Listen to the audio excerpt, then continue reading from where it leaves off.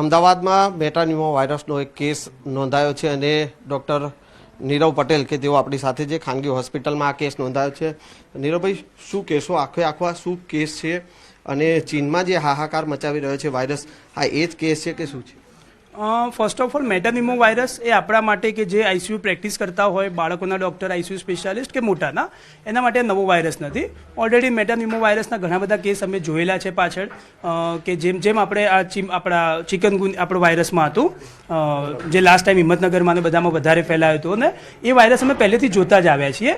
હવે અત્યારે જે ચાઇનામાં ચાલી રહ્યો છે એને આના સાથે લિંક કરવો એ મને યોગ્ય નથી લાગતો, કેમ કે બાળકનું અલગ રીતનું એનું શું કહેવાય, જે બધી ડુંગરપુરનું બાળક હતું, એના ઘરમાં રહેતું હતું, નથી કોઈ ફેમિલી ટ્રાવેલ હિસ્ટ્રી કે એવી કોઈ, એટલે મે બી સાદો ન્યુમો વાયરસ હોય, જે મેટાનિમો વાયરસ, એમાં શરદી, ખાંસી, કફ, કોલ્ડ થતા હોય. પણ હા, આ બાળકને ઓલરેડી ઇમ્યુનો કોમ્પ્રોમાઇઝ હતું, ઓલરેડી બાળક જન્મના ટાઈમે વેન્ટિલેટરની જરૂર પડી હતી, એટલે એને તકલીફ થોડી વધારે પડી, શ્વાસમાં વેન્ટિલેટરની જરૂર પડી. પણ હા, બાળક સરસ રીતે હવે રિકવરીમાં આવી ગયું છે, એટલે એવી કોઈ ટેન્શન કરવાની, ચિંતા કરવાની કે એવી કોઈ પ્રકારની જરૂર નથી. જસ્ટ શરદી ખાંસી માટે આપણે શું ધ્યાન રાખીએ કે ભાઈ માસ્ક પહેરીએ, બાળકને હેન્ડ વોશ કરાવડાવીએ, હાઇડ્રેશન આપતા રહીએ, અને બેઝિક શરદી ખાંસીની તમારા પીડિયાટ્રિશિયન જોડેથી કે જે મેડિકેશન લો એ જ કરવાનું છે. કોઈ એવી ભારે દવાઓની કે પેનિક થઈ જવાની કે બધા શરદી ખાંસી માટે તમારે ઇમરજન્સીમાં હોસ્પિટલમાં આવવાની એવી કોઈ જરૂર નથી, કેમ કે રિપોર્ટ બી આપણે કરાવવાની કોઈ જરૂર નથી. આ સિમ્પલ શરદી ખાંસી વાળો વાયરસ છે, હું ટૂંકમાં કહીશ. ઓકે, આ બાળક જે છે તે કયા સિમ્ટમ્સ સાથે અહીંયા એડમિટ થયું હતું, કેટલા સમયથી અહીંયા એડમિટ છે, અને આનો રિપોર્ટ આજે તમે જે કહો છો મેટાન્યુમો વાયરસ, એ ક્યારે આવ્યો? હા, બાળક આપણે તો લગભગ એક વીક પહેલાં આવ્યું હતું. શરદી ખાંસીને બધું વધારે હતું, અને પ્લસ એની સાથે એને બ્રેથલેસનેસ હતી કે જેથી બાળકને હાંફ બહુ હતો. હવે એના લીધે આપણે એને જે રિપોર્ટ્સ કરાવ્યા, બાળકને શ્વાસમાં તકલીફ હતી, ઇમિજિએટલી આપણે એને વેન્ટિલેટર પર લેવું પડ્યું. પણ હા, એમાં બેઝિક એન્ટીવાયરલ મેડિકેશન જ જે આપણે કોરોનામાં વાપરતા હતા, ઓસેલ્ટામિવિર, એ જ મેડિકેશન આપણી જોડે કે આખા વર્લ્ડ વાઇડ એન્ટીફ્લૂની અવેલેબલ છે. એટલે એ મેડિકેશન આપણે બિફોર ટેસ્ટ આપ્યા પહેલાં પણ આપણે એને ચાલુ કરી, એન્ટીબાયોટિક્સનો સપોર્ટ આપ્યો, અને નેબ્યુલાઇઝેશન, ચેસ્ટ ફિઝિયોથેરાપી, આ બધું કર્યા પછી બાળકે સરસ રિકવરી બતાડી. 5 દિવસ વેન્ટિલેટરના સપોર્ટ પરથી બાળક નાના મશીન પર બી આવી ગયું, અને 2-3 દિવસ નાના મશીન પર રહ્યા પછી બાળક હવે એકદમ ઘરે જવા માટે સ્વસ્થ થઈ ગયું છે. અચ્છા, જે વાયરસ ચીનમાં જે હાહાકાર મચાવી રહ્યો છે એ જ પ્રકારનો આ વાયરસ છે? ચિંતાજનક છે, શું છે? અને આ બાળકની અત્યારે સ્થિતિ કેવી? હા, બાળકની સ્થિતિ એકદમ સરસ છે. બાળક ડિસ્ચાર્જનો આ જે પ્લાન છે, આને કોઈ ચાઇના સાથે રિલેશન હોય કે એવું કંઈ લાગતું નથી, કેમ કે જે રીતે બાળકને સિમ્ટોમ હતા, જે પ્રકારે બાળકની ફેમિલી હિસ્ટ્રી છે, જ્યાંથી બાળક આવી રહ્યું છે, એનું બેકગ્રાઉન્ડ ડુંગરપુર રાજસ્થાનનું, કોઈ ટ્રાવેલ હિસ્ટ્રી નથી. એટલે આ ચાઇના સાથે રિલેટ કરવો મને બહુ યોગ્ય લાગતો નથી. તો બી આપણે ડિટેલ જાંચ માટે આના આગળના કે ભાઈ આનો વેરિયન્ટ, આનો સબ ટાઈપ અને ચાઇનામાં જે સબ ટાઈપ દેખાઈ રહ્યા છે બંને એક છે કે અલગ છે, એ બી આપણે આગળ એના જાંચ માટે કીધું છે. એના બી રિપોર્ટ આવશે તો બધા જોડે આપણે શેર કરશું પાછા. જ્યારે બાળકનો રિપોર્ટ પોઝિટિવ આવ્યો, અમદાવાદ મ્યુનિસિપલ કોર્પોરેશનનો આરોગ્ય વિભાગ, જે દરેક ડોક્ટરોએ જે છે તેની જાણ કરવાની હોય છે, આપણે એવી કોઈ જાણ કરી છે ખરી? અને આ રિપોર્ટ બેઝિકલી મેટાનિમો વાયરસ અમે નોર્મલ તરીકે જ ગણતા હોઈએ છીએ. એની કોઈ ઇન્ફેક્શનવાળો જે ચાઇનાવાળો છે એ અમે લોકો કોઈ રીતે સસ્પેક્ટ નથી કરતા. પણ હા, આજે અમે ટીવીમાં જોયું કે બેંગ્લોરમાં આવો એક રિપોર્ટ આવ્યો છે, એટલે અમે સસ્પેક્ટ કરતા હતા કે ભાઈ આ વસ્તુ એ નથી. એટલે હા, એએમસી સાથે બી વાત થઈ ગઈ છે, એમણે બી તપાસના આગળ બીજા રિપોર્ટ કરાવવાના, શું કરવાનું બધાનો ઓર્ડર આપ્યો છે, અને જસ્ટ અત્યારે બધા કોન્ટેક્ટમાં બધા એએમસી ટીમ સાથે બી અમારી ટીમ છે. પણ મે બી આ બેઝિકલી ઓરિજિન મે બી રાજસ્થાનનું બી હોઈ શકે, ડુંગરપુરનું બી હોઈ શકે, કેમ કે બાળક ત્યાંથી આવ્યું છે. એટલે એના માટે તો આગળ બધી ટ્રીટમેન્ટ, આગળ બધી એની વાત તો બધી આપણી ચાલી રહી છે. અચ્છા, રિપોર્ટ ક્યાંય આગળ મોકલવાના છે એવું કંઈ આયોજન ખરું કે? હા, યસ, એ માટે એએમસીમાં બધા ડૉક્ટર સાહેબો જોડે, બધા જોડે જસ્ટ આપણા પાર્ટનર સાહેબ મારા વાત કરી રહ્યા છે આગળ કઈ રીતે આપણે એને મોકલી શકીએ અને આગળ કઈ રીતે કન્ફર્મેશન લાવી શકીએ. પણ અત્યારે વધારે ફોકસ છે કે પેનિક કરવાની જરૂર નથી. જસ્ટ મેં કીધું કે સાદું શરદી ખાંસીમાં શું આપણે ધ્યાન રાખીએ એટલું જ આપણે ખાલી ધ્યાન રાખવાનું છે, અને બાળકોને સુરક્ષિત રાખવાના છે. ટોળાવાળી જગ્યાએ આપણે અવરજવર ઓછી કરવાની છે. બિલકુલ, આ હતા ડૉક્ટર નીરવ પટેલ કે જેઓ જણાવી રહ્યા હતા જે બાળક મેટાન્યુમો વાયરસનો જે કેસ અહીંયા જે દાખલ થયો છે અને જે કેસ સામે આવ્યો છે. જો કે ડૉક્ટર પોતે કહી રહ્યા છે કે આ વાયરસથી જે છે તે ડરવાની જરૂર નથી, માત્ર અવેરનેસની જરૂર છે. અને ચીનમાં જે વાયરસ હાહાકાર મચાવી રહ્યો છે તો તેની સાથે પણ આ વાયરસને સરખામણાની જરૂર નથી, તેવું પણ તેઓ જણાવી રહ્યા છે. કેમેરામેન ખેંગા રાઠોડ સાથે સંજય ટાંક, ન્યૂઝ 18 ગુજરાતી, અમદાવાદ.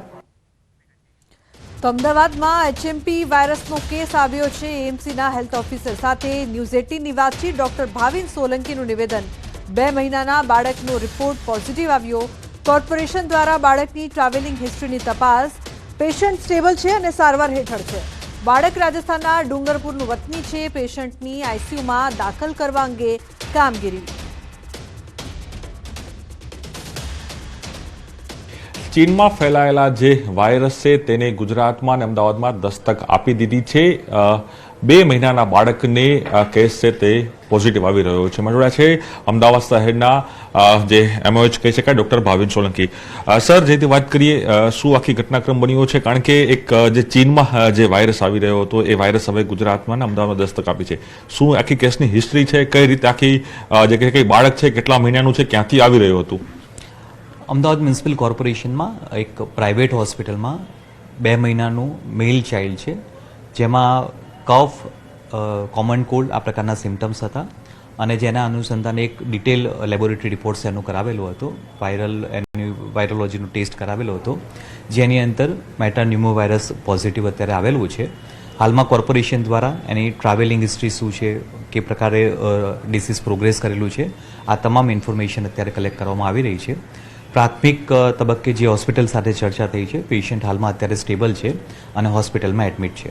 મુખ્યત્વે જે પેશન્ટને આઇસોલેશનની કામગીરી કરવાની છે, અન્ય પ્રિવેન્ટિવ મેઝર્સ લેવાના છે, અત્યારે હાલમાં કાર્યરત કરવામાં આવેલા છે. સર, ખાસ કરીને કોરોના પછી એક નવો વાયરસ આવી રહ્યો છે. આ વાયરસથી લોકોને શું અવેરનેસ રાખવાની જરૂર છે અને આની જે હિસ્ટ્રી, એ બાળક કેટલા મહિનાનું છે, ક્યાંથી આવી રહ્યું છે? અમદાવાદનું હતું કે અમદાવાદથી બહારથી આ બાળક અહીં આવ્યું છે? જી, હાલમાં જે મેસેજ મળી રહ્યા છે, પેશન્ટ અમદાવાદનું નથી, ડુંગરપુરથી પેશન્ટ આવેલું છે.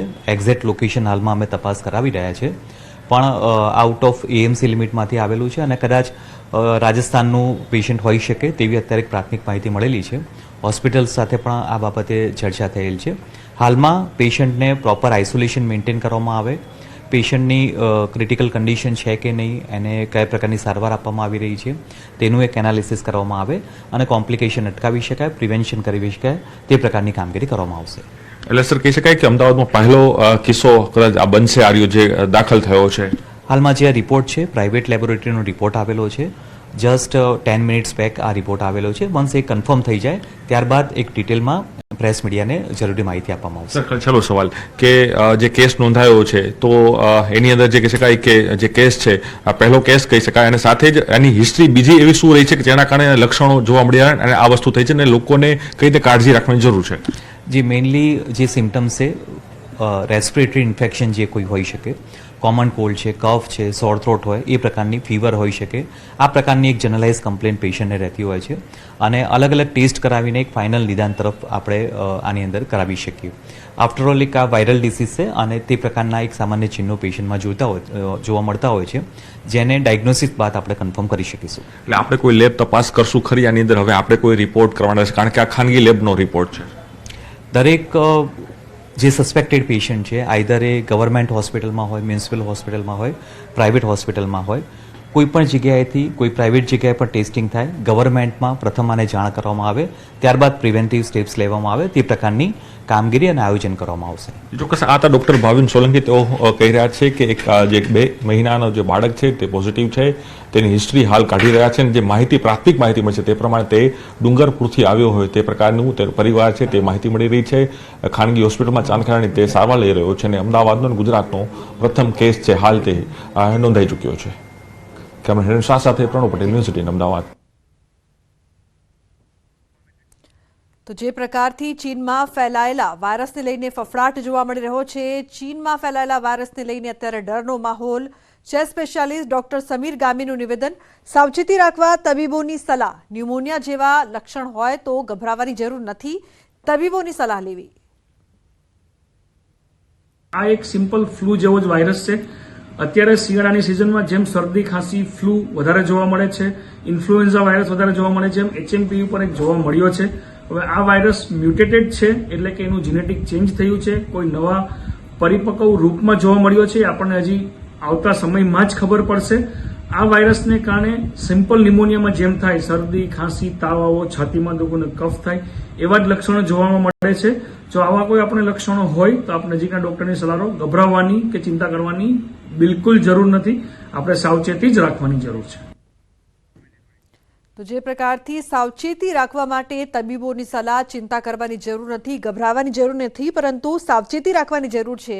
ચીનમાં ફેલાયેલા વાયરસને લઈને અત્યારે ફફડાટ. ચેસ્ટ સ્પેશિયાલિસ્ટ ડોક્ટર સમીર ગામી દ્વારા નિવેદન.